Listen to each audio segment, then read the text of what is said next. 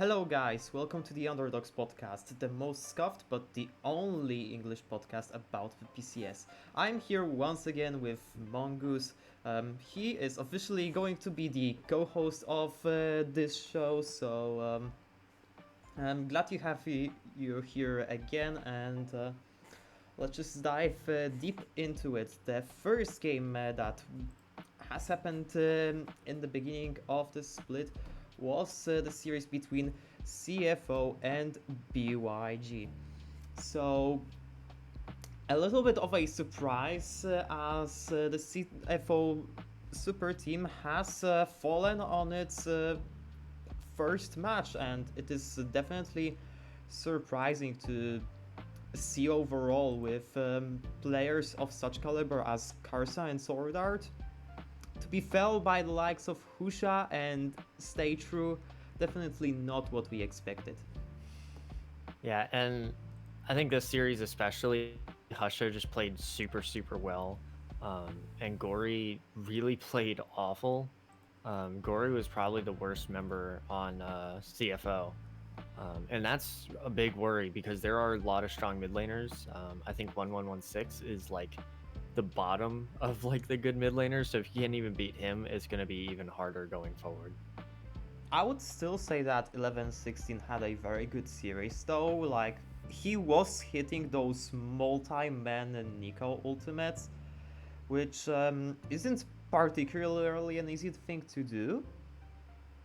And he definitely deserves praise, but even with the solo kill on Gory on one of the games, he definitely flipped on a very good performance this week, and we gotta hope that he performs on that level, as this is uh, this is not something that he has been known for. Definitely stability, but yeah, um, he played well. Um, Husha definitely deserves an MVP for this match, and I don't think that this is going to be contested by anyone here. And Fang played well. I think the other players just played as expected, in my opinion.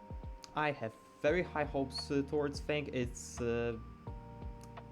nice to see him actually play both strong side and weak side this time. I think that many people did underappreciate him because he was playing on the weak side for the most of his time in spring, and now he actually gets to show some of the carry games, but still show that he has some of that champion pool diversity.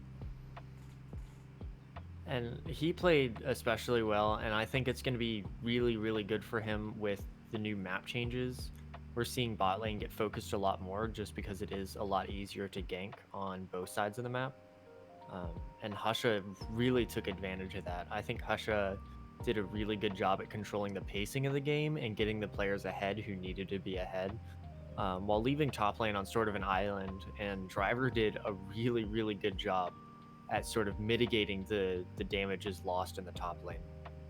Yeah, and in general, when it comes to the top lane, we've seen Rest Sudhir again, and this time it wasn't really as big of a deal breaker as it usually was. Do you think that this is going to be something of that? This is just not Rest split, not Rest time at all, because we've seen him in general just not really perform as the best top laner in the league for the past possibly two splits even. Yeah, I think it's going to be tough because CFO has sort of an identity crisis that they need to figure out. They seem to not want to play towards bot lane. They struggled to play towards mid in this game just because of how hard Gory was losing in just the individual lane matchup. So they had to focus towards Rest, and Rest was just on tanks the whole time. So it was really just they didn't have a clear identity of where they wanted to play and how they wanted to play. So I think they need to figure that out before they actually are going to be one of those top teams and one of those teams that everyone expects them to be. Yeah, and we also have to ask the question that probably all of the people are asking themselves when they dive really deep into this game, which is was AD LeBlanc the fault? Like, or was it not? Like, I think the answer is no. Yeah. Many people It's definitely just. Yeah, go on. it's just it's hard to say like one person was at fault in a lot of these games. Um, I think Sword Art and Karsa individually played really well in certain games, but across the board, I think the play from all five players was really really low. Um, and I think it's just not a meta that really benefits them. Um, and I think they also just don't have the meta figured out in terms of what picks are currently strong. We saw them experimenting a lot with things that other people weren't really picking. We saw the Belveth, which we've seen in other regions. We saw the Zyro, which no one's really picking right now. The Silas and the LeBlanc and the Ezreal as well being picks that not really a lot of other people are playing at the moment. Didn't we have like one? I think we had. Maybe we had one Zyra in LEC. We definitely had like one Zyra in the major region, as far as I remember. And it was a really oppressive game as well from the Zyra, but otherwise, I mean, I wouldn't even say that the Zyra game was particularly like really bad at least I don't think it was a necessarily bad pick. It was a very good lane matchup into the Lucian melee, which is considered very oppressive in lane as well. But yeah, otherwise I do fully agree that most of the players just did not step up. Some more than others. I think definitely the bot lane did look the best overall, but they have to just get better at week 2, because otherwise I don't see them contesting PSG at this point. It may be even a trouble when it comes to fighting against the likes of Frankie Sports, for example, which has also looked well in their matchup. But we are going to talk about um, the match that some people would maybe like to forget, and the match that some people have absolutely loved, and it was the West Point versus Deep Cross Gaming match. So the second match was an absolute massacre. Yeah, the second match was super back and forth, and Deep Cross Gaming does eventually take it thanks to a hero just team fight by Tide, but the rest of this game, I thought West Point was in the lead for almost all of it, um, outside of like a little bit early game. They sort of were not super far ahead, but then their lead just became super insurmountable. But um, Tide just had one good team fight, and that's all they really needed. Yeah, and when it comes to this matchup, I definitely anticipated more from it in terms of quality of play, but yeah, it's definitely entertained. When it comes to that second game, yeah, I think that we can learn pretty much in terms of what is West Point's weakness, because those weaknesses have been really exposed here. When it comes to the good sides, Renya's early games definitely look good. They look really well. But that's kind of where it ends off, apart from maybe Relia's plays a little. But even in that Irelia game, like, it was the second game, at times he smurfed, but at times he just overextended and gave away a free kill. And in that last team fight, he actually just got cancelled when he tried to go for tide, and that cost them the whole team fight and the game. So I don't see this team doing well if they have to just rely on Relia on specific picks and on Rennie's performance. Like, what do you think is actually going the worst, doing the worst for West Point at this point? I just think they have a lot of synergy issues with play calling.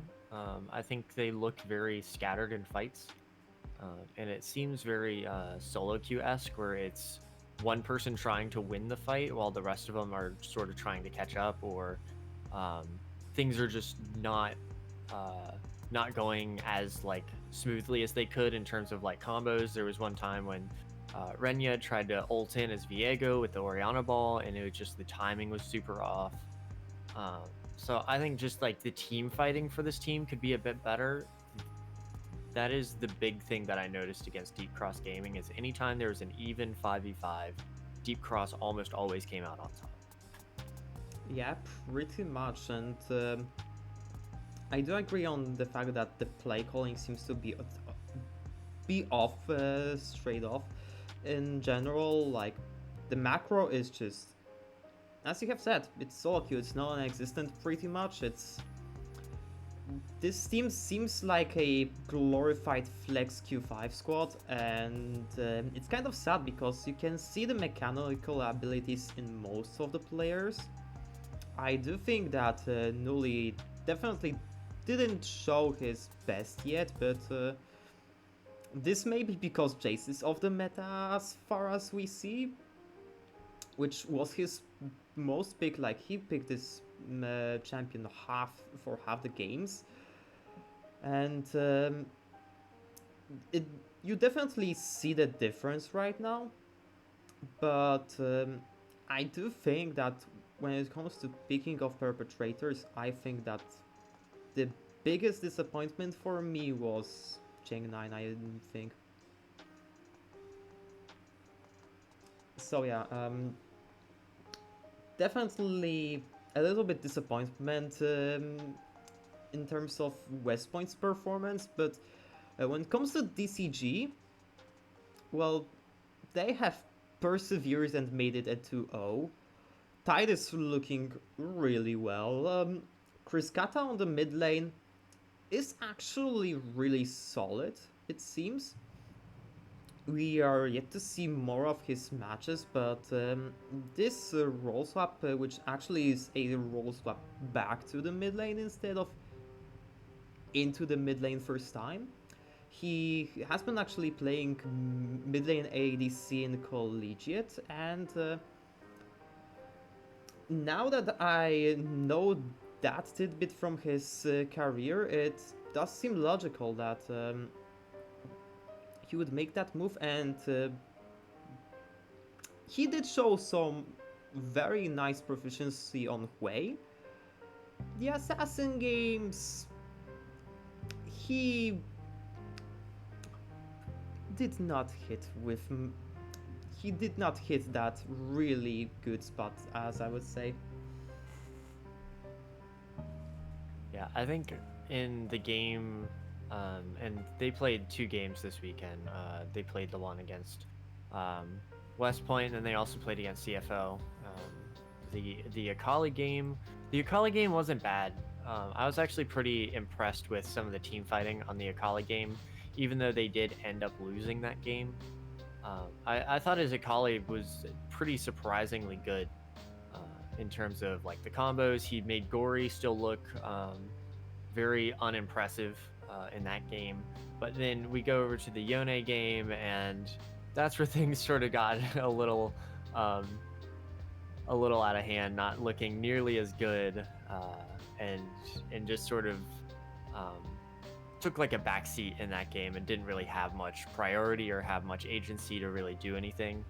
Yeah, so we'll have to see how that plays out with him playing those harder picks. The Hui being a hard pick, but it's still a more traditional like control mage, and those are generally easier to play in professional play, whereas things like the assassins and the bruisers can be a little bit more difficult because of how coordinated the team fights are.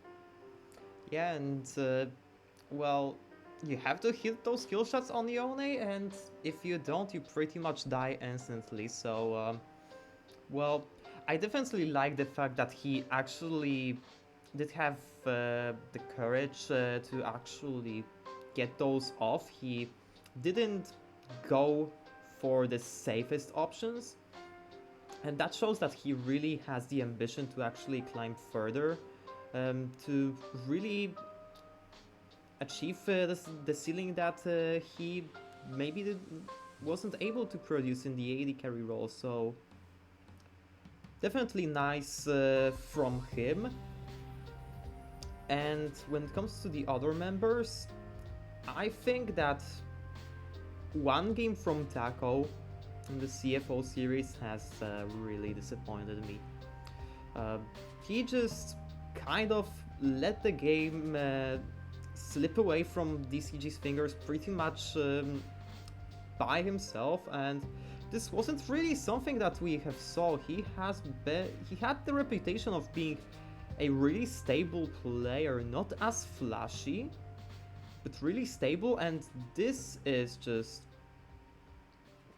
very disturbing to see from this not really rookie anymore. Yeah, he did not have the best performance in really either series outside of game 1 of their series against West Point. But game 2, yeah, he did get focused in the top lane a lot in that series, but still did not look super good. And then we go over to the Flying Oyster series, and Rest just was able to do anything he wanted. Granted, it was Rumble into Cassante for both games, which is not the easiest position to be in for Taco, but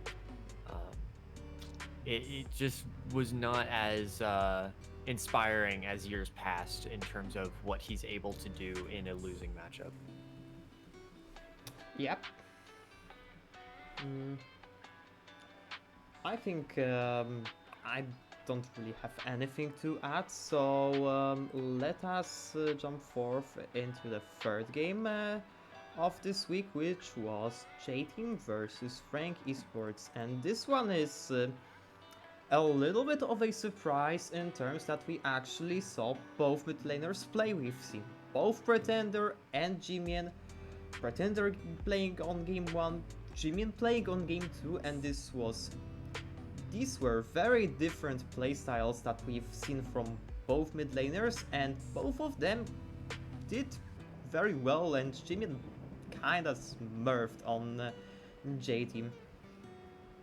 J-Team also released big news this week.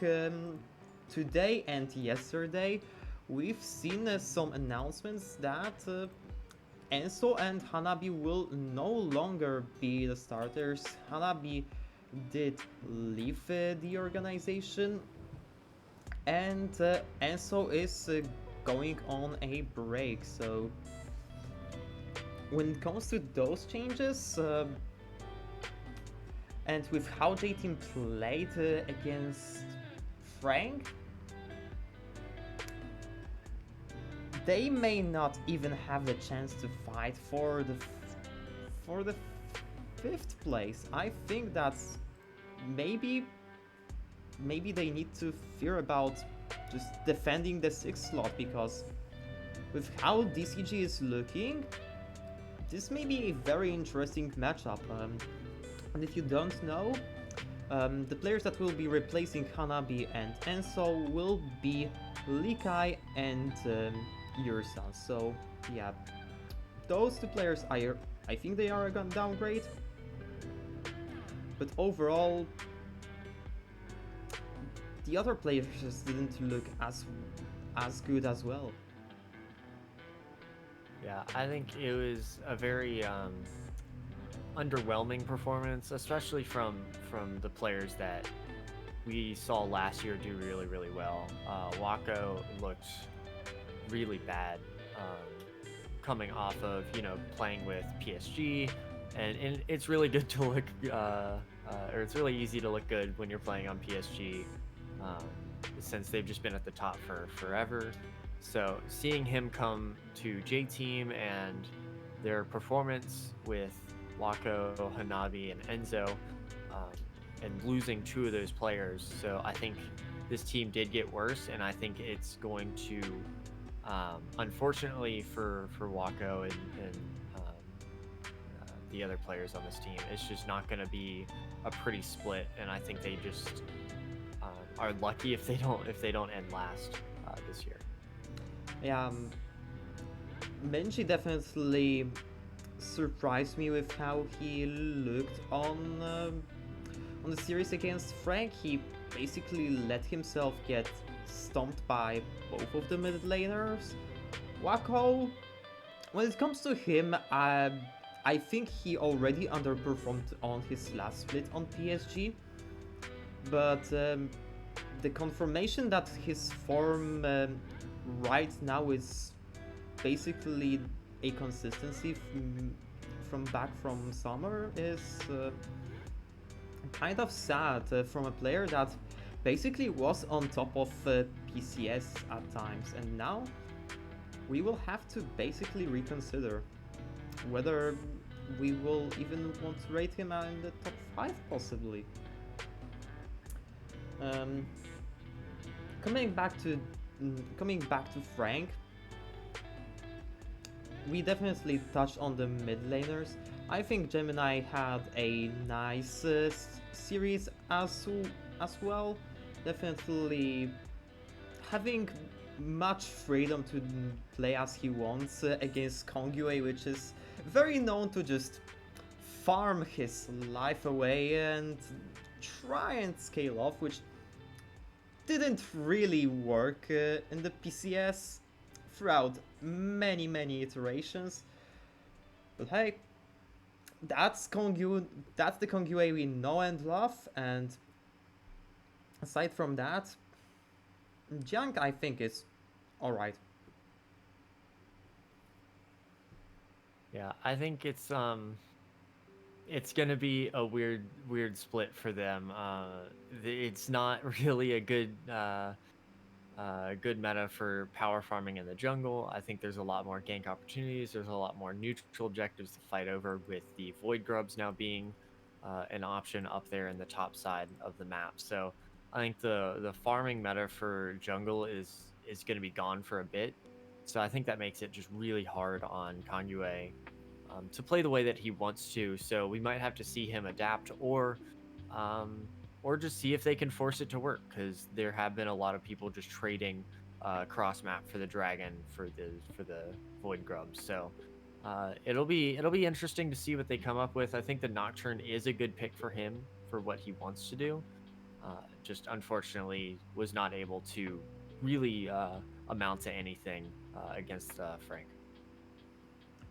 Yeah, and with Likai and Yursan coming in week 2, you cannot really hope that the situation will look better, because Minji's lane was the biggest problem for J Team in this series, and now with the other lanes downgrading, it may be a really tough job for Kongyue to really get impact on the map, because he may just farm and the game will just pass by without him even noticing, because the lanes will already be in an unsingable state. So yeah, definitely would like to see J Team improve, but it just doesn't seem like it's going to get better. And congratulations for Frank. They took A2-0. They are basically first ex aequo, and we will see how they will do on the next matchup. But without further ado, let's just jump into the next match, which was PSG Talon versus Helpix. And this one was really interesting in terms of the fact, like, you see the game times, you see the gold advantages, but I don't think they actually showed how good Helpix looked compared to at least my expectations. Because they've actually shown some really nice cohesion. I think God JJ has been looking really good when repelling those ganks from Junjia. And overall, maybe the mechanics are not as good as in the previous version, but the macro is just way better, and props to their coach Benny for that, because basically I start to think that they are not so much the favorites to the 8th anymore, and they can show some teeth. The Helpix can show some teeth. I think they have a strong fundamental core for Hell Pigs. I think uh, with the PSG matchup at least, these are just the best 4 players in the region. Arguably, maybe top 2 in their roles. So Hell Pigs was just gonna have an uphill battle, and I think what they can show is the macro play, and this team does a really really good job with the macro play even though they were down several thousand gold pretty quickly into the game. And it got really, really far away from them. Like game 1 ended at a 16k gold deficit, and game 2 was not much better. So it was a struggle for Hell Pigs, but I think they showed that they are not going to just roll over and stop like fighting once they have a lead that's really really big or have or down a large amount. So I think it's going to be fun to see Hell Pigs, because we saw them last year. They looked really really bad coming out of the gate, and then as the year went on, they got much better, and were almost into a playoff spot. So I would not count this team out, and especially since their first match being PSG, who changed one piece in the offseason, and that being Betty for Waco. And most people would argue that Betty was much much better last year than Waco. So Pretty it'll much, be interesting. he got the MVP. Yeah. Yeah, with this upgrade, PSG is definitely stacking those super team allegations, but um, yeah, definitely kudos to Helpix. When it comes to PSG, it's just everything that we've saw back and forth. The one interesting thing that I would also like to highlight was actually the bans from PSG, which has been consistently Rengar and Irelia. I see you. Um, we know what this IGN means. It means Irelia carry you, so we are not as surprised about the Irelia bans, even though they weren't as common back when he was playing at Impunity, as far as I remember. And the Rengar ban really, I think, tells us what kind of player Kazma will be. And I don't think that the Nocturne and the Lee Sin picks are really straying away from that idea of assassins. But we will see whether he actually defies our expectations on this one. It was fun picks all around. I think both games had some fun stuff in terms of things that we aren't typically seeing. PCS just really likes the Nocturne, but we got to see the Gwen, we got to see the Rumble Jungle, we got to see double ADCs mid, um, and we also got to see the Rise. So I think it was a good experimenting game for both teams. Just unfortunately, PSG is just that much better, and will continue to be that much better uh, until someone shuts them down again this year. Yep. And who knows whether that will be the case at Worldson. So this has been a fast one. We are going to transition into the next game, which was West Point versus Beyond Gaming. And this game as well this actually was a stomp for the better period. And if you have something to add when, like particularly towards this series, um, because I honestly don't. I think that we pretty much run out the well on this one, and just I do not believe in the West Point roster, basically. Yeah, it's they aren't gonna be a team that people are tuning in to watch, unfortunately. But I will say with this game, Husha looked great, and I am so happy Husha's back. Not getting to see him at all last year, and now he's coming back out on the stage looking the way he does, has me really, really excited for PCS, um, not just in within its own region, but also internationally. Because we Beyond Gaming right now is looking like the second best team. Um, CFO still faltering, so I think Beyond Gaming definitely is like that second best team for me, and Husha is the one pushing everything, going 11-1 on the Belveth in game one, and then sort of playing more of a supportive role in game two on the Vi. So this guy just plays both styles really, really well, and I am so happy that he's back on the stage because I was really uh, really upset when he was just riding the bench at PSG. Yeah, pretty much. Do you have some more words about the DCG versus CFO matchup, or do we skip this one as well? I think with this one, it just sort of goes to like showcase there still is that bit of a gap between the top teams and then Deep Cross.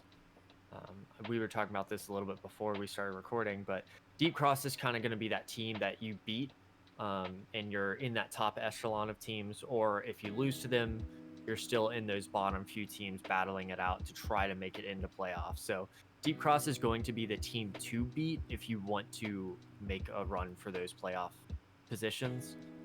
They're going to sort of be the gatekeepers, and we sort of saw that with this game and then their game earlier in the week against West Point. So this is going to be the team that you have to beat if you want to make playoffs.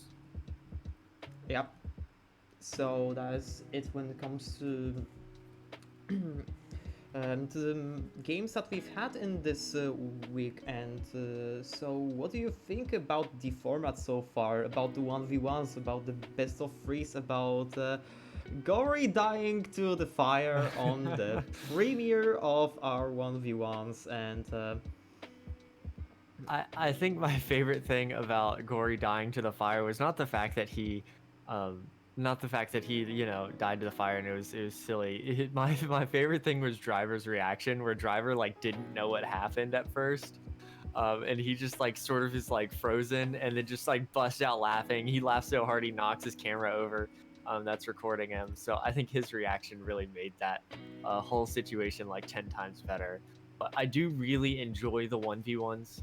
Um, I wish I wish that it mattered a little bit more than just side selection. I wish it was sort of like certain like sports balls where you can decide if you want the ball first or which side you want. So I think it'd be cool if they added in a second component um, outside of side selection that you have to choose between whether you want to pick what side you want or like something else, like maybe picking like what Dragon Soul is in the game, or something like that. I think it would be a fun mix-up in terms of just choosing side every time. yeah, and I would also hope that we do not fall into um, a meta where one particular item is going to be a deciding factor between both players. We did see that one item pop up in some of these 1v1s, which was the Anathema's Chains, and yeah, there may be some risk that the 1v1 meta may be dominated by this one, but here's hoping that some players will find counter to this one. Yeah, I'm sure they will. It, it's it is still really fun though to have that. I think it's a huge emotional boost for your team if you do win it. I don't really remember which teams won the 1v1s in each of the series, but I'm sure it was pretty close to which team won the 1v1 is also the team that won the best of. So I think it's really interesting. I think it's really fun to watch, and it definitely was very enjoyable and a nice way to sort of ramp into the match as opposed to it just like sort of starting and there's no like hype build up or anything with the teams beforehand. Yeah, pretty much. I tried to look up actually who won the 1v1s, but yeah, I do think that it I think it was pretty much as you say. I don't really remember who won the Frank one especially. And I think the one in CFO versus Deep Cross may have been won by the DCG side, or was it Orca playing and it's losing? I actually don't remember 100%, but yeah. Let's just jump into another set of news. We already touched upon the newest roster changes on J-Team, but when it comes to rosters, we have the PCL teams. The PCL is going to start as of recording this episode, depending on the time zone as well, either today or tomorrow, and we will see 15 teams play, which is going to be an absolutely massive number. So far, we've got the PSG Academy roster, we've got the CFO Academy roster with Honkyu, that was a very hyped up player when he played in the PCL qualifiers. Back when we actually weren't able whether Nate will play, we already got the info that Honkyu wasn't able to play in PCS because he was actually too young. But seeing him go into CFO Academy will be definitely a really nice thing, and who knows, maybe if Gorif just plays worse, maybe he will actually just appear in the first spot. Hoping that this won't happen, but yeah. Actually, yeah, he's too young, he can't even play. Yeah. Next up, we have TCG Academy with some players that we've seen playing, with Renhao and Whale on jungle and AD, players from back when MFT played, and the teams that came after that saga. We have West Point Esports Academy with some players remaining, but mostly new players. It's just kinda alright. Here's hoping that they will actually remain into the playoffs this time. We have Hunkwang Falcon, which was a collegiate team that previously was also a part of MFT. Now it is actually representing themselves as Helpix Academy. We also have Impunity, which has partnered with Alternative Gaming to field themselves in the PCL. Both Impunity and Jewish Team have been given spots at PCL, and this is Impunity's roster. Meanwhile, Jewish Team has been incorporated into the TNU Eagle Collegiate Team, which was also previously their academy team as well, so nothing really changes in that part. We also have the LJL teams. So far, there will be 4 LJL Academy teams. So far, we know 3 of the rosters. We do not know the DFM Academy one, but we do know V3, we do know Axis Crest, and we know Sengoku Academy. So when it comes to that, those are the teams. We are additionally also from the unreleased ones. We have Frankie Sports Academy, from which some players can be theorized when you look at the Champions Queue votes. I saw Simple from the TES that played in the PCL. Um, I saw a jungler flash in one of the games, which is basically unknown. And from the teams that I haven't mentioned yet, there is also the Chen Xinber, um, which I don't know who will they represent actually. Maybe they replace Taipei Bravo. Maybe they represent some other team. Which other team it would be? Um, I have absolutely no it would clue. be. It would be. It maybe would have been BYG. It's either BYG or J Oh Team yeah, they are yeah. replacing because they are labeled as the youth team. So youth team as the academy team, and yeah, those are basically the rosters. I do not have the knowledge to really rank those, but I'm definitely hyped to show up when I have time and actually take a peek at some of those games because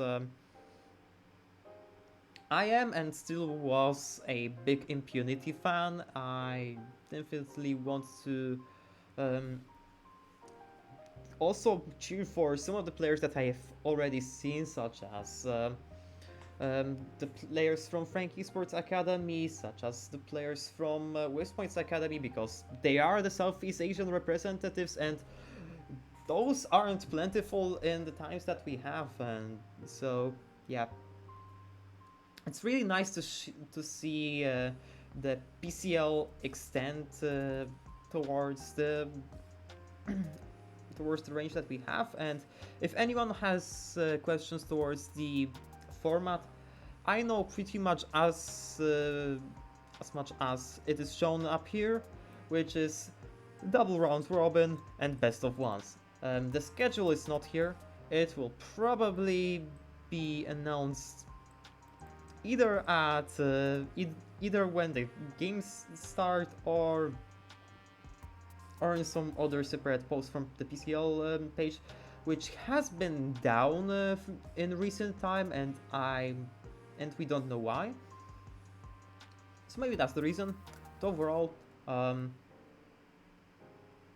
I I can't wait to see hopefully which teams will advance further and hopefully fight for the next spots, which hopefully we will see relegations again, because if we go into quasi-franchising again, I'm going to lose my mind. Yeah, and I Anyway, think some of these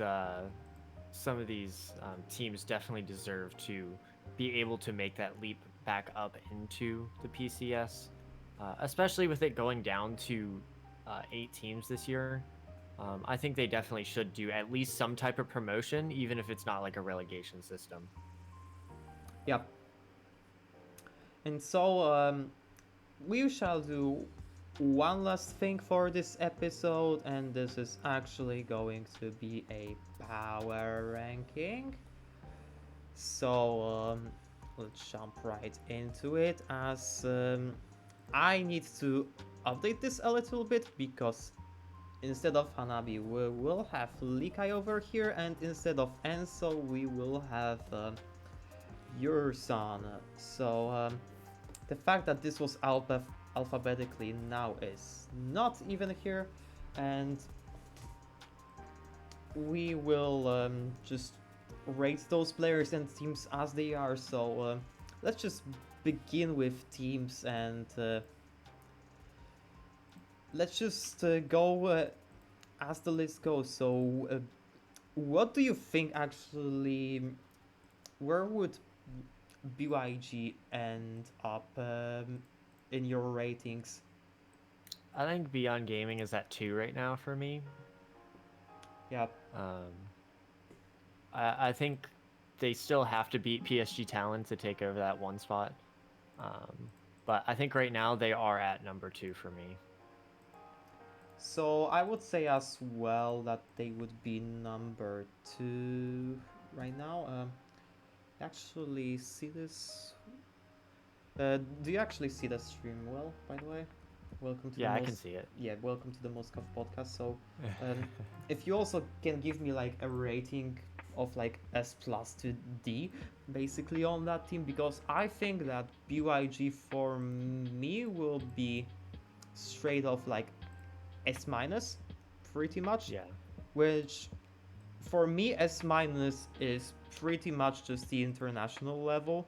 I think that this is actually the iteration of BYG that has the potential to just not drop in planes, which is very hype considering the organization's history. Um, yeah. So how would you rate BYG apart from second place, which I would agree on? I would probably rate them an S minus as well. Mm. I think until we see another team sort of step up and push them out of that discussion for making it out of play-ins. I think I'm gonna be hype on this team all year. I think Husha especially puts them in that category above just being an A team. I think he is the player that you can rely on to be that difference maker. Yeah. When it comes to CFO, like the expectation definitely was that they would be that S tier, that S tier super team, Flash Wolves memories flooding all of us, but they didn't perform, and so um, you can get really it, it gets kind of hard when it comes to rating them as it is right now, but I think considering Gory's form and considering how all of the players kind of seem to underperform, at this point I would probably place them actually fourth below Frank, Yep. and my rating would be possibly even A minus, with all honesty. I think I would probably go B plus, like even a little bit lower than A minus, solely for the fact that they underperformed expectations. I think expectations were this team was going to be like an S tier team. They were going to be one of the best, and they just don't look good right now. That ranking might change as we go later into the season, but I think in terms of just cohesion across the board when they're playing against those higher ranked teams, those S tiers, those A tiers, I just think they're all gonna. I think they're gonna fall flat. So I would put them at B plus. So let me put your rate as B plus, and do you think that they would be also fourth below Frank? Yeah, Yeah. I think they're fourth for sure. So let us put them possibly as A plus. Let us favor them a little, but Yeah. we definitely have the asterisk here in your rate. When it comes to DCG, it definitely seems like it could be even, except for the fact that we literally just had a head-to-head matchup against them, so we are kind of disproven on that, and because of that, I think I will give them a solid B. Because just solely because of that head-to-head matchup, if we are going to rate CFO as low, then it seems only logical that after CFO has kind of swept them to O, that they would be at least that half tier to even a full tier lower.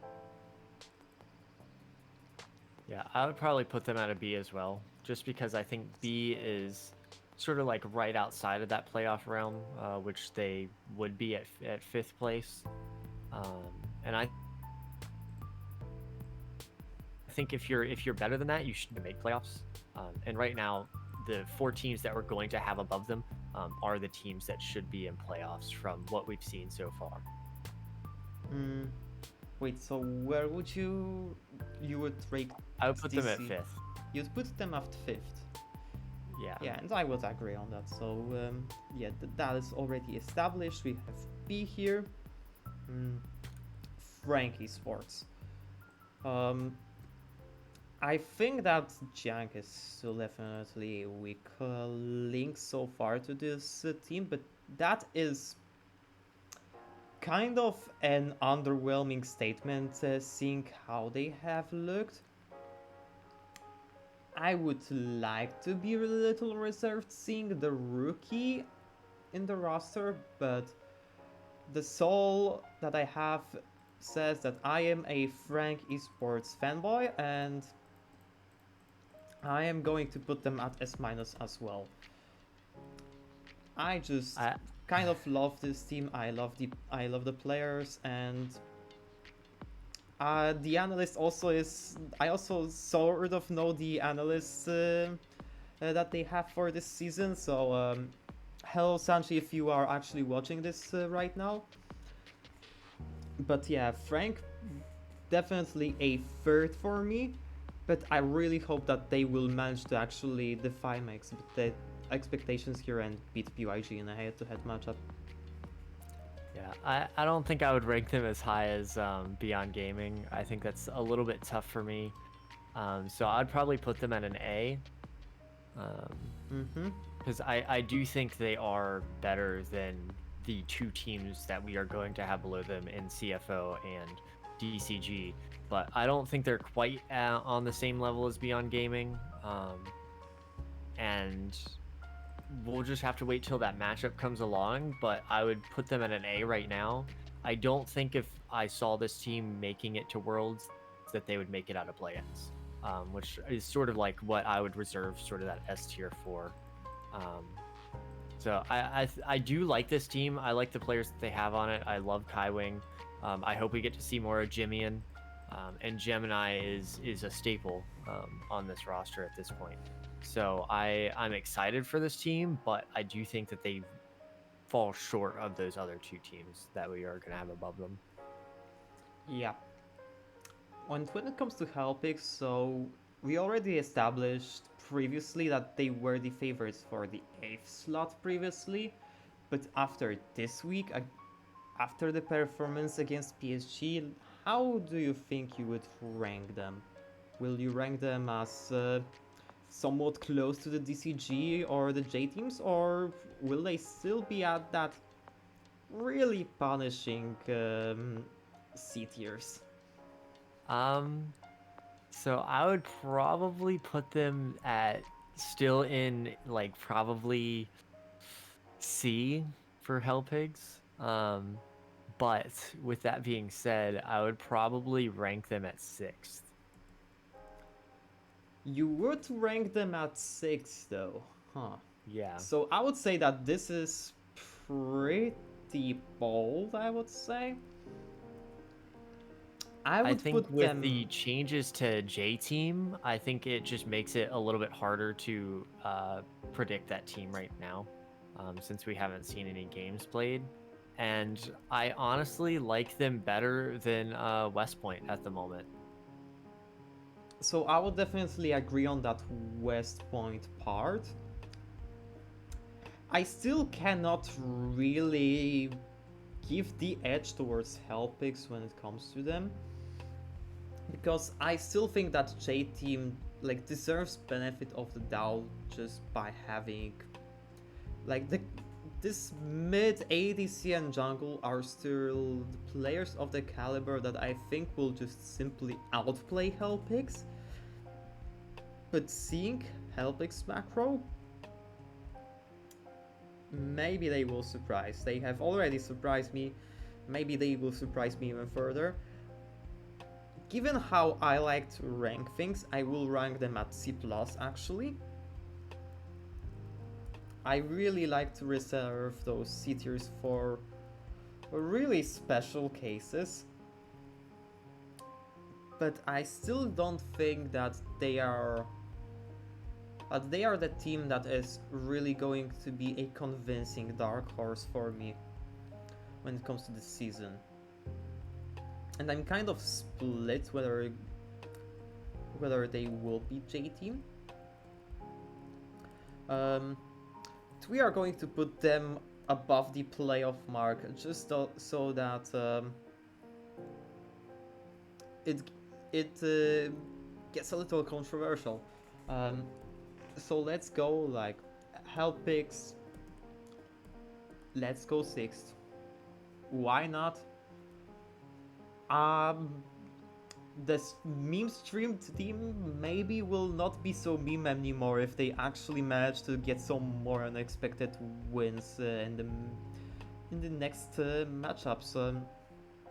And given how this format will turn out to be, um, they will have to just win two head-to-head matchups against the teams on 5th and 6th, and maybe they will actually advance, so who knows. J-Team. So you've already said that J-Team you think is going to actually end up worse than Helpix because of the changes. I already established that it is not really the case for me, so I'm going to still give them B-. They are decisively worse than Deep Cross Gaming, at least in terms of how they've looked so far. The name values definitely still suggest otherwise, but yeah, I'm not looking so optimistic as I was back before week 1. So what do you think of this team? I would put them at a C. I would put them on the same level as Hellpigs. I think it's like that position is really difficult to tell which one's going to come out on top. But luckily, we'll get to see them play each other this upcoming week. So my opinion on which one's going to take that spot could just be completely flipped on its head when we see that matchup. But I think for right now, I put them on the same level as Hellpigs because they definitely had, if you go by what we have here, they definitely had an easier matchup, but still did not look super good. So I think I would put them on the same level as Hellpigs. Like saying which place they're actually going to fall into was a little hard, but I would rank them about the same. Yeah, looking at Hellpix's future matchups, yeah, they will actually play J-Team in the last day of week 2, so who really knows? Let's go to PSG. PSG is probably still an S- for me, with all honesty. We can praise Helpix all we want, but the fumbles that PSG had in their early game when it comes to ganking got GJ's bot side. Like, Helpix was actually getting advantages in the early game, which is kind of is a red flag for me. So despite a clear upgrade in Betty in the bot lane, I'm still a little bit reserved. But I think that they are still indisputably on the top. Yeah. And I would put them at an S, just because I do think that they're a little bit better than Beyond Gaming. Whoops. So I want that to be sort of the differentiator, just the small upgrade. And I don't think that they're at an S+ tier. I do think that this team is going to have weaknesses and will drop games this year.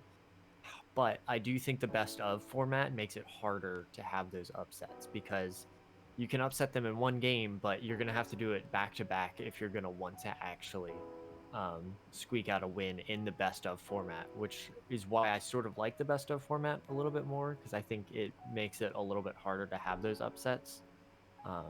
So it's not just one game can determine how the rest of your season looks.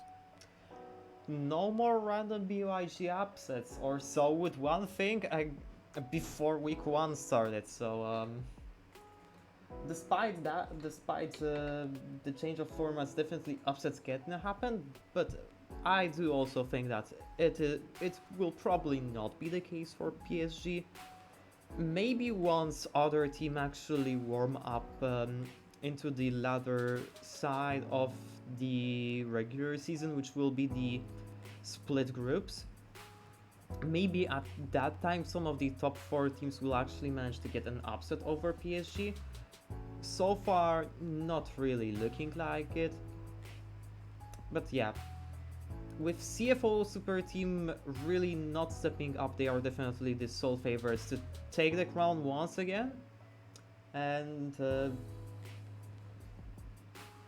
that's pretty much it when it comes to PSG talent. It's just same old, everything that we knew already. So West Point Esports, um, I did say that I reserved the marks of C and below C only for really special cases. But these are really special cases in this spot because I think that West Point is a C minus. I They just have non-existent macro, and this is not something that you are going to fix instantly. Yeah, and I would have to agree. And it's really unfortunate for West Point how their schedule laid out for this season. They just have their hardest matchups first. So they play DCG, doesn't get easier. They play Beyond Gaming in the first week. And then after that, they play CFO, then PSG Talon, then Frank Esports.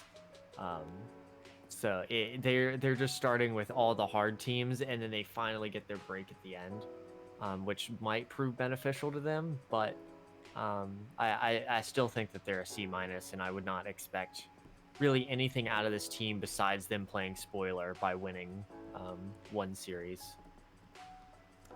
Yep, possibly even just one game maybe their limit.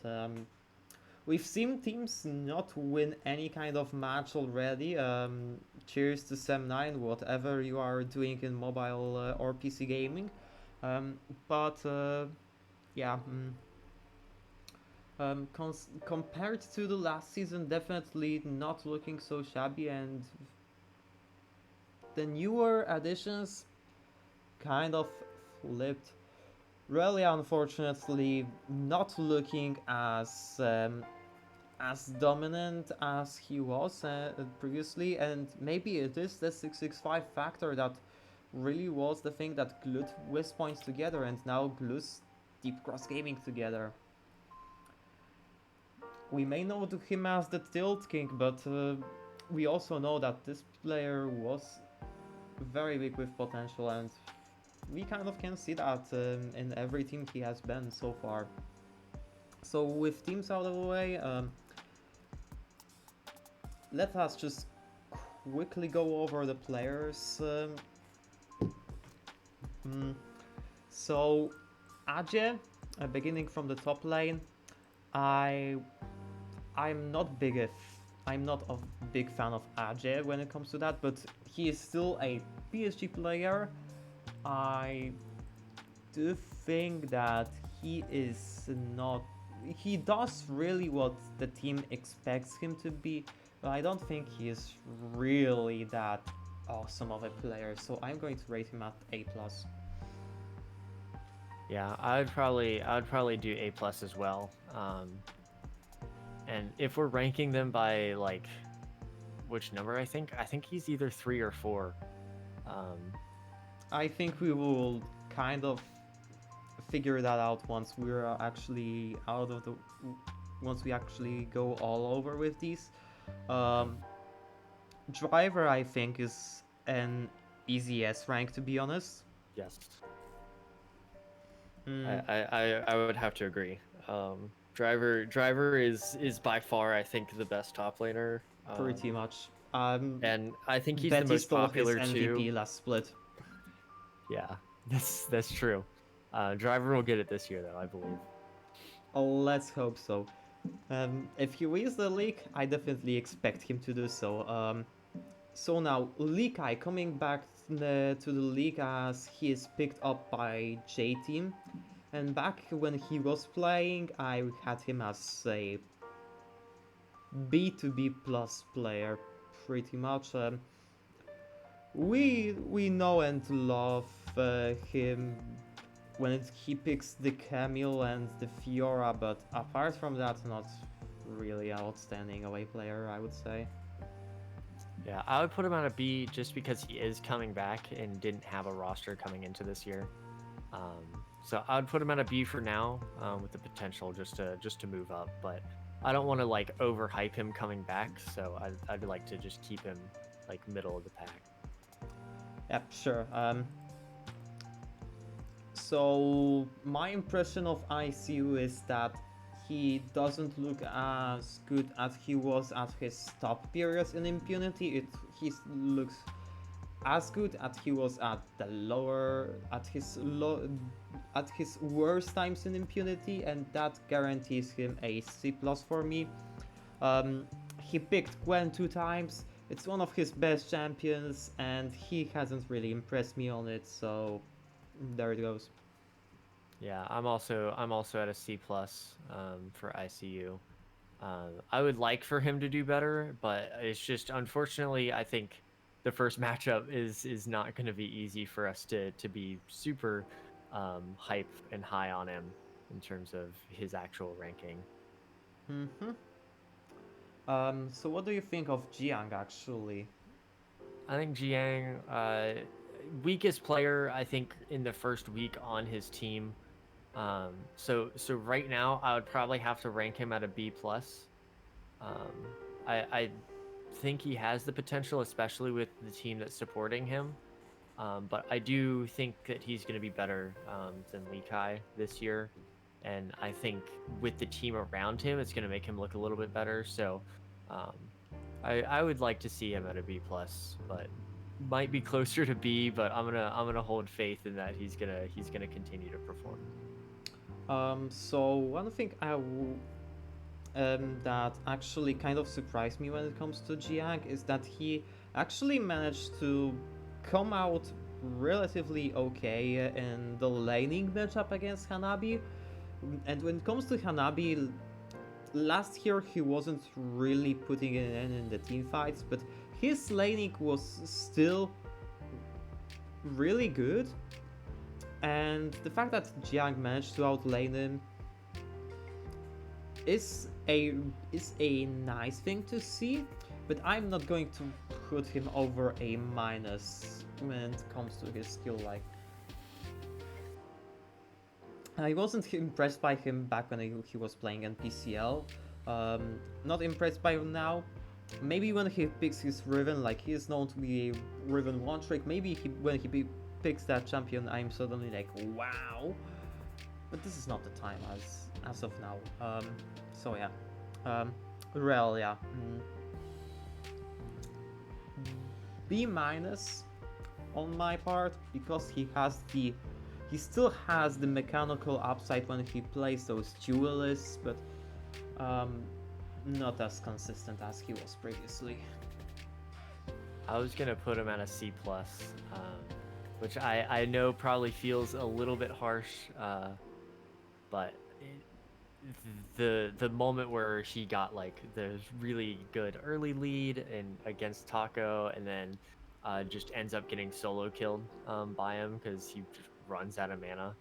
Um, I, I I would like to see him do better and would like to see improvement, but right now he's just not impressed me, even though it is the only shining light outside of Renya on West Point. Pretty much. So yeah, Rest. Rest is a really interesting case because, well, he did play the tanks. He is kind of underperforming either way, but this doesn't really seem like his meta. When it comes to Rest's comfort champion pool, it will always be the Renekton. But otherwise, I believe that he definitely does deserve a little bit more attention from CFO overall, but I would put him at an A so far. I don't think he really looked better than Aja. Yeah, I was gonna put him at an A minus. It's not his meta, so I don't really think he's gonna perform like super well, and I don't think CFO is gonna really focus his side. So he's just gonna be shoved on tanks every game, and I think that brings his level of play down quite a bit. Yeah, and when it comes to Taco, my view of him is really distorted by that the last game he played.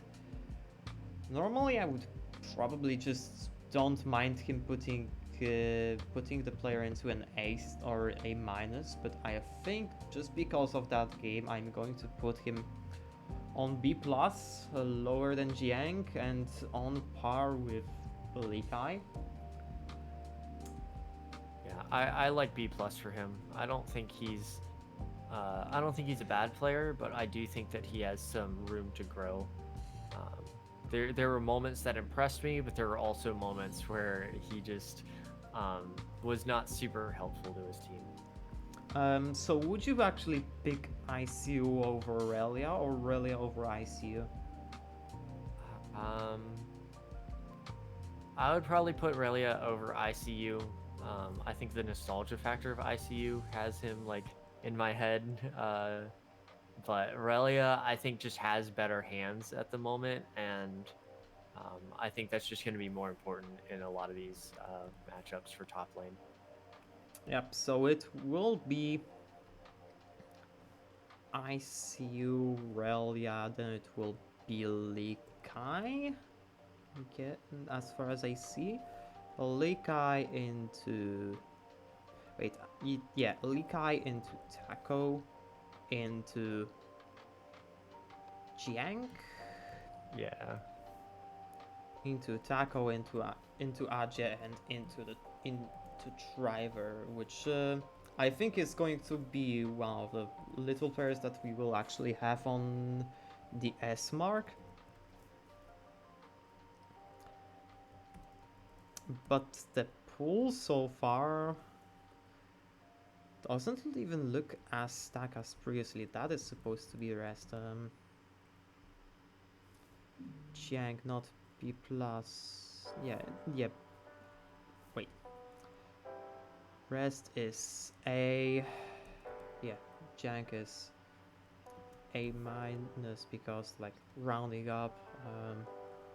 Then it is B plus and B plus rounding ups.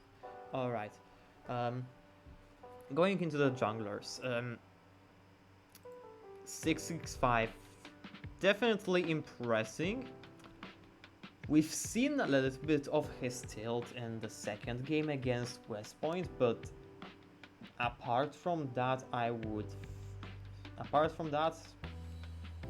he was out jungled by Karsa somewhat. He played well against West Point. I think A minus will still be somewhat fair towards him, but what do you think about him? I was gonna give him a B plus just because there were certain moments where he has a tendency to go way further than his team can follow, um, and so he ends up just giving away a lot of death and a lot of tempo to the other team. So I wouldn't quite put him in that A category. Yep. When it comes to Gemini, it's kind of hard to compare him when his opponent was the player named Karsa. Sorry, no, I'm sorry, I messed up on that one, but well, he did play against Conguay, and pretty much he had free reign to do as he wanted, and he didn't really snowball the game, but I think, he didn't really make any mistakes that were really glaring. So, how would you rate Gemini in here? Which were both. I would put Gemini at an A minus, Mhm. possibly an A, but I think A minus is a little bit better for him right now, just because he didn't really have much resistance. So I would like to see someone else ganking as much as he was able to really compare him. I've really been a fan of him in years past, but I think just so far, um, his team has done a little bit more heavy lifting than he has. So I think A minus just sort of fits. So I'm going to give him an A, basically, because that's kind of my way of safely rating a player like Gemini. I just don't really have an opinion on him, to be honest, when it comes after those two games. He was just basically overshadowed by the stunning performances in the mid lane, basically. So coming to Husha, I am going to be a little bit reserved on that and give him the S minus, but that is still a huge improvement over what he was playing in PSG, because in PSG he definitely wouldn't dominate Karsal if he played like he did in PSG. I am gonna be really biased on Husha. I really want to put him at an S plus after this weekend. I think he's looking phenomenal, and I think the things he's doing for Beyond Gaming, I don't think anyone else in the PCS is doing alone. Um, Now, granted, he does have a good team around him, but the fact that he's able to play multiple styles as well as be a player for the team and also be the carry for the team, I think is really important. And I'm also just a huge fan of Husha, so I would probably put him at S plus, but that might just be a little bit too much of a reach right now. But We are putting that in. I would love it if he continues to be as dominant as he has been, and he already did it against Karsa. So there's probably only one or two other players that are going to be more difficult than that. Yep, pretty much it seems. It's definitely nice to see him playing like that in this meta because, well, this may have changed over the years. His very comforts aren't really viable for a long time, but I remembered him as the AP jungler specialist, and seeing him really give out these performances in an AD focused meta when it comes to junglers, it's certainly really nice. I would really like to see his Diana again, not gonna lie, even though it is probably very unlikely, but yeah. He did look really good. Junjia, kind of a stable performance. I am still going to give him the benefit of the doubt and give him a flat S. But yeah, like the performance versus J Team versus Helpix, sorry, wasn't as good as I would expect from him. Yeah, I would probably also put him at an S. I think he is easily one of the top two junglers in the league. And putting my Husha bias aside, there's a reason that Junjia was starting over Husha last year on PSG, and I don't think Junjia hit as much of a stride running as Husha did, so I have a little bit harder time putting him at the same tier or even above Husha. So I think an S for him just kind of makes sense with everything that we've seen previously and what we're continuing to see. Mm-hmm.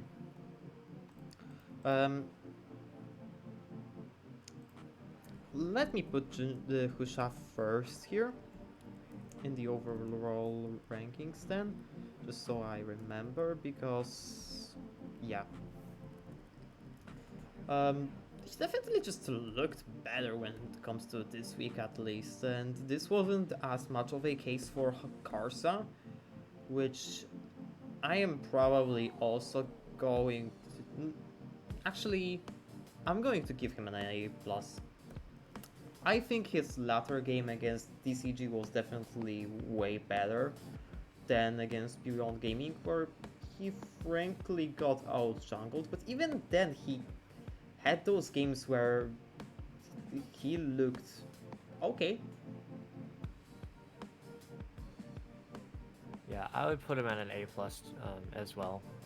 There's the nostalgia factor for Karsa coming back, but he's also just a super consistent player.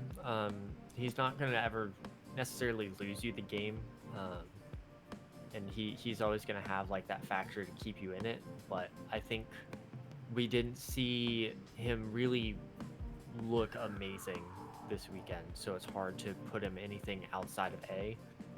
And I think he's just so consistent that it's hard not to put him at an A plus. So when it comes to Kazma, like I'm not going to lie, I'm not very big on like understanding jungle pathings at high level. But I didn't really notice anything like wrong about the player. I'm going to give him a stable B.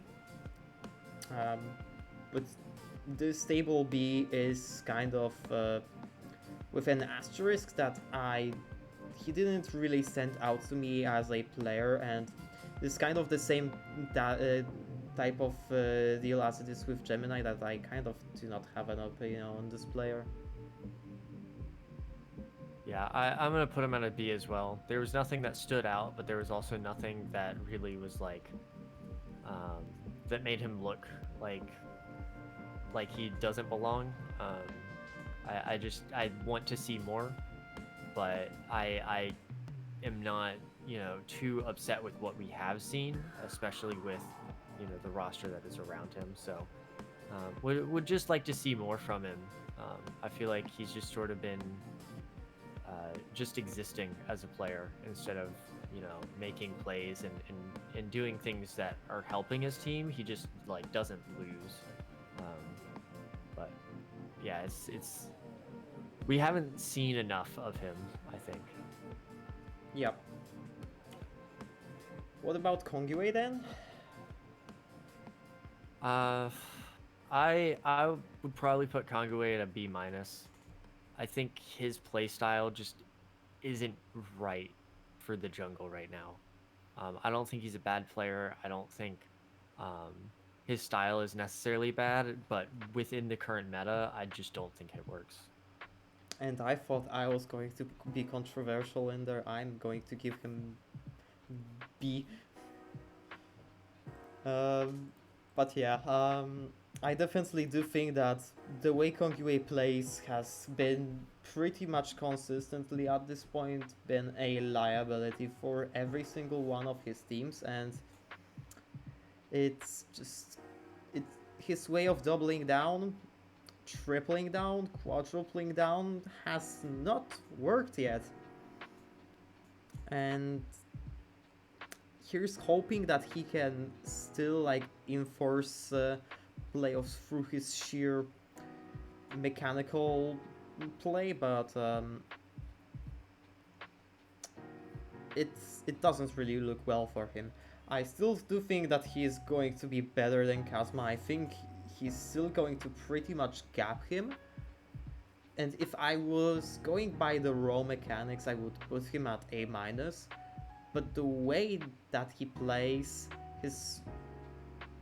him being just so one-dimensional is just putting him into the B for me.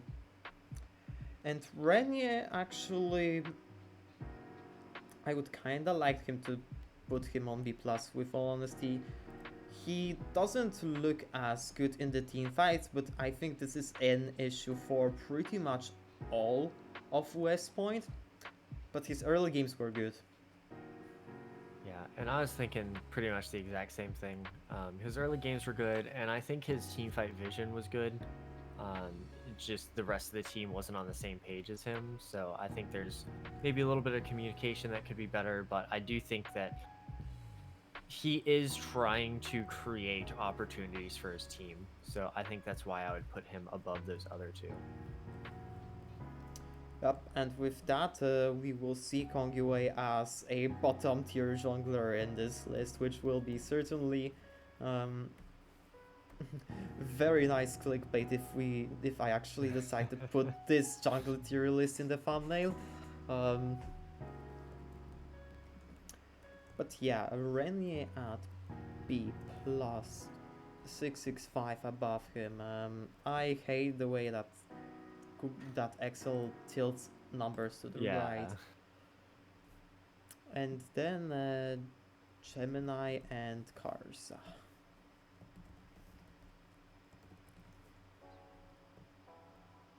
Gemini A. Alright, mid lane. 11-16. If we are looking at this week solely, I think it's an S. If we take into the context the fact that he isn't a consistent player, or at least he wasn't a very consistent player, I would put him at A+. Yeah, I think I'm gonna put him at an A. Just the previous years, I don't have faith that he will continue to be as consistent. So I struggle to put him above an A. Part of me wants to say A minus, but I think A is a little bit more fair with what we just saw. So I will give that to him for now. But it might get taken away if he just continues to slip, like we've seen in years prior. Yep. So now if there wasn't that Yone game, I would put Chris Kata possibly even at a S minus. But with that Yone game, you kind of have to take it as it kind of grounded my expectations a little bit, and now looking at him, I do think that he will still be. It's safe bet to say that he will be an A, but I kind of want to put him at A+. Yeah, I'm gonna put him as at A as well. I think he surprised everyone role swapping, but the Yone game was definitely like a sour taste, especially for it to be the last game that we saw. Yeah. Goriel looked really bad. I think he's an overrated player. People were saying that he didn't have the champion pool issues anymore. Now I see Silas again, and in AD LeBlanc that was a total disaster. We've seen the Azir. I think it's a with how he has been playing so far, I think it's a B. Yeah, I would like to put him just a solid B. I would Solid put B him for even him. at B minus, but he still has the name value, so I'm going to put him at B. Yeah, he's a B. Like the way this team was supposed to function, I feel like his play brought them down so far, that like a B minus would probably feel even better. But it is if I'm gonna bring 1116 down for how he's looked previously, I'm gonna not bring Gory down for how he's looked previously. So I'm gonna keep Gory at a B, but the weekend performance was definitely a B minus. But everything, yeah, all in all, would probably be a B. I would even say that his last week performance may have even been at a C plus or C, but yeah, there is still a very big probability that Gory will just bounce back on week 2 and he will just shut our mouths like the haters we are and just begin smurfing all over again like it's 2021, but so far ain't it. What is it was definitely Jimin in that one game. And we are going off from that one game when it comes to this season, but I don't know if you agree with me. I'm definitely going to take into account how he played in Worlds, how he played in playoffs, because that was the top Jimin performances that I have seen from him, and that was a moment when that player broke through his ceiling and really just shown that he has the X factor. I'm going to put him at S. I was gonna put him at A plus. I think he definitely impressed me, but there are still some things that I would like to see from him this year. I would like to see him continue to push those limits of what he can do. And I would like to see him get more playtime. I have a hard time putting him outside or inside of S tier when he's splitting time with another mid laner. Yep. So I'm going to just kind of skip over to Pretender on this one. Um, well, as much as I like to praise Pretender, he's one of my favorite players in the PCS. He's a really stable side carry for the team, but he's going to be an A plus for me. It's really stable. Um, the last year did show that he is not really good on those utility engagey champions such as Nico and Annie, and this is the asterisk that I have to put on him every single time right now. So he will no longer vacate those S tiers for me. The most I'm going to give him is an S unless he really impresses me in some kind of a game. And I'm gonna put him at an A. He didn't really impress me this weekend, and even got taken out for game 2. Um, and the game 2 that we did see with Jimmy was a much bigger performance in the mid lane. But I think both of them fit a very unique style for the team. So I think they're both around the same. But I think Jimmy just had a little bit more of a pop off this in that one game. Yep. So coming back to the natural order, Newly, compared to what he had shown in the previous split, he's underperforming, but for me it was expected. Um, he is a my hater persona towards Noli would like to put him at C+, but I don't think it's the time yet. I think he's a B-. Yeah, I would have to agree. B- for him. I think we might see him trend even further down into that C+ category. Yep. But I think the mid lane is really, really tough in the PCS, so it's hard to rank them really low when they're playing against all these people that we've clearly have shown are really, really good. Yeah, I mean, he's the kind of player that I would like West Point to basically drop when his contract ends. He did show his value in the previous split, but I think that currently in the free agency, in the academies, there are many better mid laners than him. And if they are going to take the salary that West Point gives them, I think that West Point can really benefit from just not having Nully and having someone with more potential. Maple. I think that's just a stable S plus after what he has shown at Worlds, and I don't think he didn't really straight off from what he was playing at Worlds. Like, he is turbo consistent. He's playing in PSG, he's playing in PCS in PSG, so it is kind of hard for him to like really stand off as that kind of a god, but with the way that PSG plays. But I still think that he is indisputably like one of the best players in the league. Yeah, I think he's an S plus. Just everything that he's shown before, everything that he continues to do, and the fact that out of PCS, he is the best mid laner that I think PCS has ever had and probably will ever have.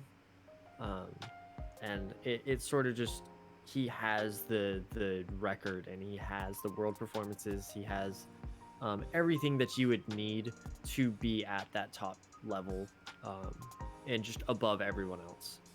And there's a reason why everyone gets excited when Maple comes back or Maple plays, or um, there were rumors that he was going to retire, and everyone was really really sad. But then he was like, actually, I'm not retiring. So people were excited for him to come back, and um, I just think he's a player that's fun to watch, and he's really good, which adds to him being fun. Yep. Um, Minji has been underwhelming so far. Hmm. Would you think about Minji here? I would probably put Minji at probably at a B plus.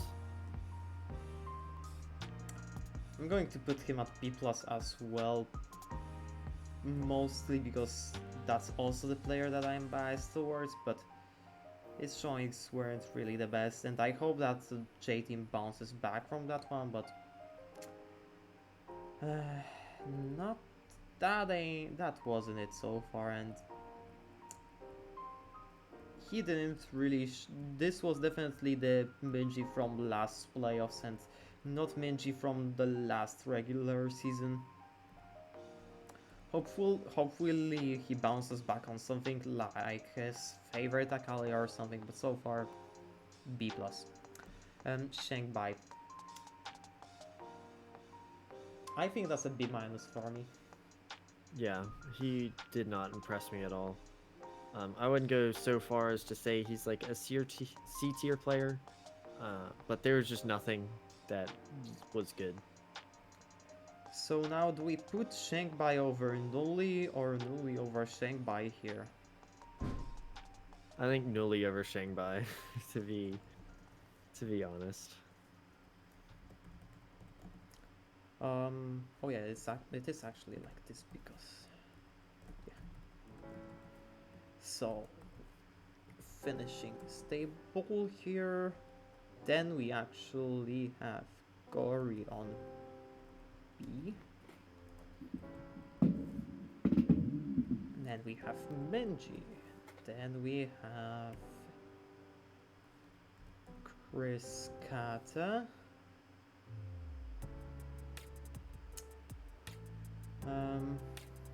Now do we put Pretender over... I think we put 11-16 over Pretender here. Yeah, yeah.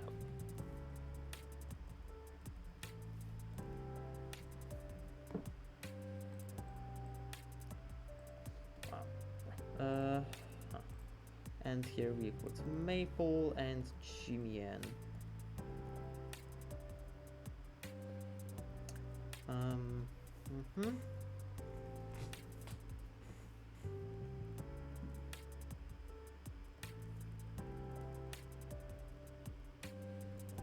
This is looking like that. So 2 roles left.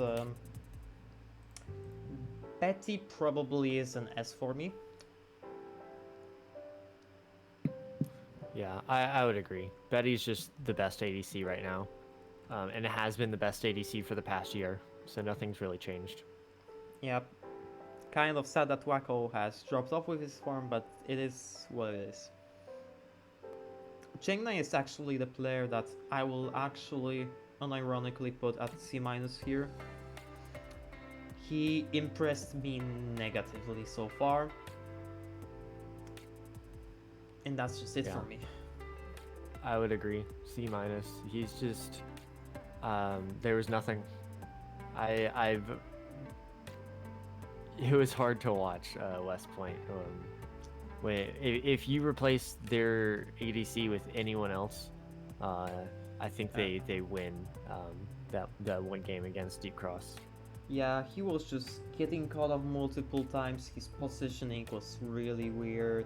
His laning wasn't particularly immaculate. C- for me. Like, not the D part, like D tier is reserved for really negative gems, like the players that you love to hate. The players such as Xiao to the players such as WSL, and not even WSL at all times. C- is what he gets so far. GotJJ actually kind of turned out surprisingly well, so how high would you rate him? I'd probably just put him at a B, just because that whole roster in general I think they sort of surprised me in the macro play, but I think in general it's hard to um,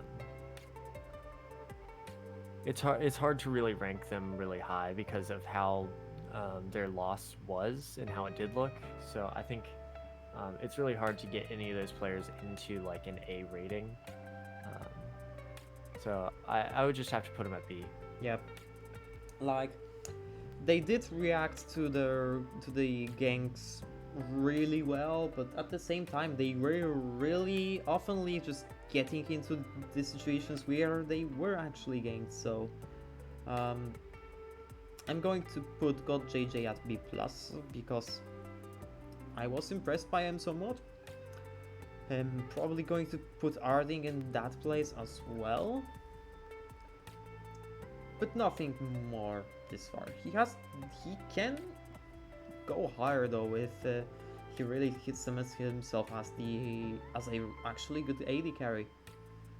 Um, Fang, I'm going to be kind of maybe controversial here, but I'm biased towards Fang. I'm going to put him at S minus. Yeah, I would probably put Fang in A plus. He looked really really good this weekend, but I still think there's other ADCs that impressed me a little bit more, especially this weekend. Eminem, the Mr. Consistent of the PCS. He never was really a player that would go above A or A plus for me, and so far I'm giving him an A. That's exactly where I'm at. This weekend, all he had to do was play consistent, and he did just that, and his team came out on top. Now, I think we are going to differ a little bit soon, so maybe you will begin on that player actually. I'm gonna give Shun a A minus. Um, he just didn't particularly do much this weekend, um, and I think it's a little bit of the champions that he was put on, but I think the team doesn't rely on him as much, so he just is not gonna look as good. Yeah, I'm going to put him at A because just I didn't really think I also think he wasn't the issue on that CFO roster, and yeah, I just want to put him in here basically. I didn't think that his play was like in any kind like disastrous or even really negative. It was just really bland, and that was just probably because of how Gory played. So yeah, 8 is for him. And in the DCG game he looked right. So yeah, A is a good mark for him. I think. Um, Tied actually, given the games that he played, given the matchups that he had, I think an A minus is still alright, but there is definitely a room to get him over the Mr. Consistent players. Yeah, I think A minus is probably right. He did have a few pop off moments, but I think beginning to end of a game, I think he just needs more consistency. Instead of having moments where he looks bad and then moments where he looks good, I think he needs to have less moments where he looks bad. Yeah, and I will say that he definitely got a little bit of his comfort. Like, Lucian is probably his best AD carry, I would say, and as you've said, he looked kind of on and off on the champion. So A minus it is for that player. And for Wacko, at least he didn't die into V2. Yeah. But I will put him at B plus. Yeah, that's where I am. And it feels really bad because he looked really, really good last year. And it could just be, the team around him, but it just he was not able to do anything this weekend or get anything started. Yep. So that will be for the AD carries. let me check if I have this right. Oh, yeah, yes, it's shouldn't be below M&M, Mm-hmm. and then it is Feng and Betty. So now when it comes to Arding, do you share my opinion that he would probably just be a B here? Or have you seen like something that stood out about this player? No, I think B is right. I think B for the whole Hell Pigs roster is typically like pretty good, except for like outside of maybe mid lane. But And top lane. this roster just like left such like a desired taste for me, where I just like I wanted to see more, but just because of them being up against PSG, I felt like it would have been hard to see anything outside of them just trying their best. But I don't want to rate them all too low because they did have the hardest matchup. Um, so I just want to see more from all of these players. Um, so what would be your rating on Cha here actually? Um, Probably gonna go with a B minus. Mm, Was not impressed at all. so I think But that I think the bot lane in general just looked bad. I think I'm going to put him at B minus as well, but like it's definitely just more Cheng 9 really pulling Cha down more than Yeah, it's anything. not all his fault. Yeah, and you just have to get that in before evaluating him, and I think B minus is fair, but he would look like he didn't look badly back when Prage was playing, so there is no reason to get him any lower. Your son, so I haven't really watched him play an LCO, I'm going to be honest, but knowing his career, I'm kind of going to default him at C+, with all honesty. This is probably disrespectful for me to just assume a player like this, but that's how I just think this player will end up. Yeah, I'll probably put him at a B minus. I think I think throwing him into C without seeing what he's gonna do in the PCS just feels like a little hard. I think he's gonna be better than some of these supports after just a little bit of time, but I do think it's a really hard support pool this year to look well against. Yeah, it's a shame that Kino was already in CFO Academy. He was not available in the free agency pool, sadly. And free Yeah. agency pool has a lot of good players, by the way. Like, if you actually wanted to make a roster at this point with those changes, you have Hanabi. Um, the jungler could probably be whatever. The jungler would probably just be meh, but like say Hanabi, like RB, then we have Mission, then we have Unified or Lilvi at that point, and then we can kind of count Enso in here, but there is also the possibility that if we wanted to make such a team, that Kino would be also here. Um, Isra would be here. Actually, yeah, in the phrase agency of jungle, like let's just put the most improved player of the last split Lava in there, and you have a roster that could probably just make top 5 or top 6. That is actually ridiculous. Yeah. Um, but yeah, that was a little bit of a detour.